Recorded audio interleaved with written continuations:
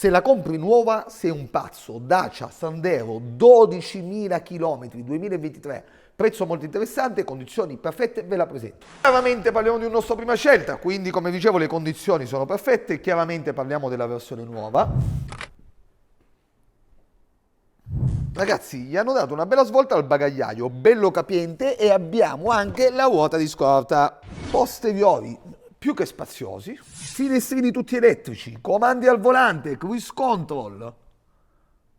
A quanto pare pure un bel po' di fatture per avere 12.000 km. Sensori di parcheggio posteriori, sensori di parcheggio anteriori, parliamo della Streetway. Perché comprarla? Perché è un 2023, perché ha 12.000 km, perché consuma poco, bollo costa poco, assicurazione costa poco, è adatta a neopatentati, benzina. Attenzione che c'è anche la retrocamera posteriore e il prezzo è molto interessante, 11.980. Ciao!